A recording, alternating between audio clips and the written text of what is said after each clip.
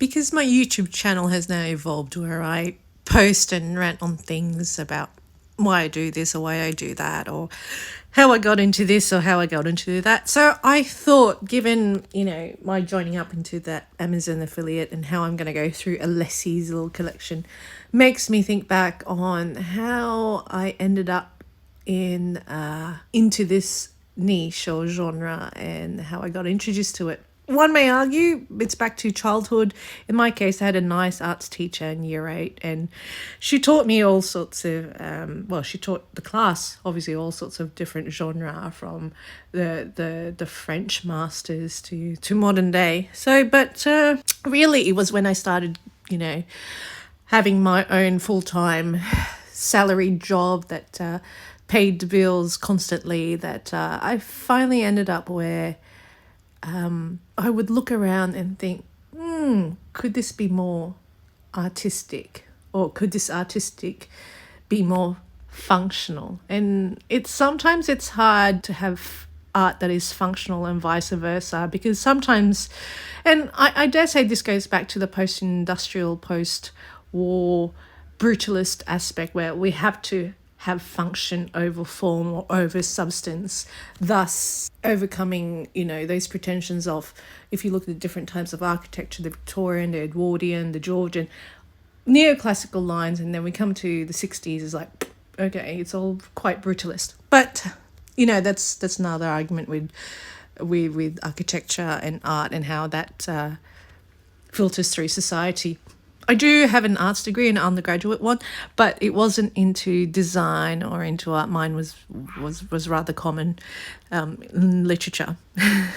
But so this video is really how I thought, well, how did I start evolving from just looking at a piece of furniture as a utilitarian piece to, well, maybe this furniture could have some meaning behind it, some artistic bent which reflects the individual a person behind it too. So I've titled this video "When Art Meets Commerce," how I started buying into good design. So my set of circumstances where it allowed me to start purchasing for myself and start choosing things where it echoed within my own personality quirks. And if you are in Sydney, really the best place arguably where you could have a look at this is through the display rooms of Space Furniture, which I haven't been there in years, I think in over a decade or so. But when I was young and fresh, so to speak, I used to spend many hours just looking at different types of furniture that they had, and how we had all these European designers and their furniture coming into the country. It must be said, this country is so small in terms of our market size that we will never have that depth. So if there is an Australian designer that does well, it's usually because they went overseas. For example, there is Mark Newsom, who had that fantastic piece of furniture that appeared in Madonna's Rain video.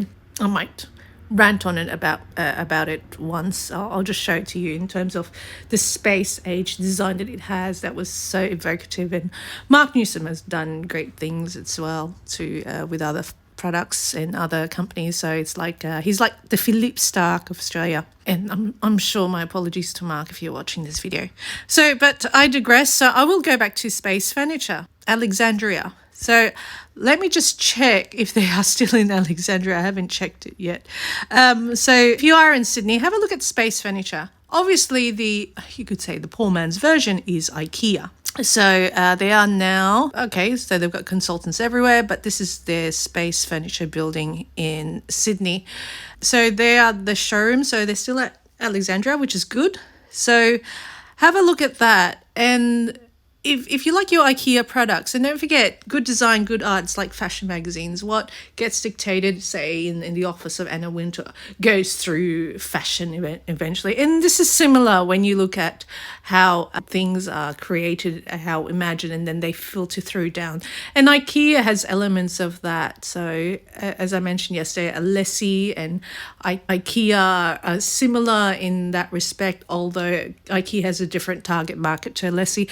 And similar Similarly with space furniture, has a different target market to that. I remember once speaking to someone who said, "Oh, my boss bought everything from space furniture once," and that was a bit overkill. But for me, really, what I love about which type of furniture that really resonated with me is in terms of the lamps or the lighting, and sometimes it is just amazing how they come up with it. And really, I will choose this one, and I think this one made me think quite a lot. So this is called the Cartel Borgie table lamp, and what I like about this is it is similar to Philippe Starck with all his chairs and all that. Clear acrylic, lucite if you were in the 50s, so clear. You can see through things. So if you're in a bit of a closed space, when you have clear furniture like this, it does give a sense of decluttering because you can see through things as well. Yes, it is very expensive. Okay, you could argue, well, I can go buy a table lamp for $10 at the Salvos. I agree, but this is, as I said, this is where art meets commerce meets good design, and you do pay a premium for that. So it's like window shopping. So we are window shopping in my little video. It was designed by Ferruccio Laviani. So this was a runaway success a couple of decades ago now, but I love it. It's just, and he did in different colors. He also made it, you can see the golden one. Now you can see the multicolored aspect there. So as people in the 21st century, how do you assess this? Because obviously it takes its elements from the 19th century, 18th century pretensions are now using 21st century materials.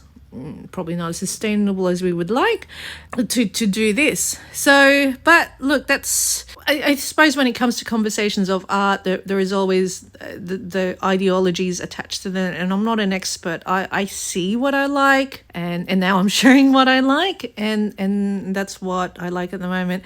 There is a funny a lamp that once appeared on the space furniture showrooms. I'm not sure if it's still there, and I'm just going to do a quick Google. A horse lamp, and I'm not sure if it was by him as well. I think it's close to this one, Equine Majesty. Let me see, it could be that one, but look, as some of them can be copies or replicas, so to speak, and there is a whole industry that does replicas of these as well. It is similar to this one, as you can see. AliExpress has got something similar. Obviously, if you're gonna have a horse like this, you better have this space for that. So I'll just click on this one. I think this might be the better, because at that price they're talking about it. So I'll just visit this, and they call it the Mui horse lamp. I'm not sure if it's the one I recalled. So basically it's a horse with a lamp on top. So under 10 grand. It is PVC viscose, but this is where it is very much out there and all that stuff. So, there are other good design houses there, Herman Miller there. I suppose if we talk about good design and good designers, I would suggest Breville here in Australia, probably one of the foremost nurturers of good designers and industrial design and local artists, I suppose, where they commission stuff. And full disclosure, I am a Breville shareholder, but what I love it is, and admittedly there's been a hit and miss with some of their products with me, but I do like their designs. I do like how they come up with function and not so ugly, because sometimes you look at these pieces on your countertop and you think, geez, is it that ugly?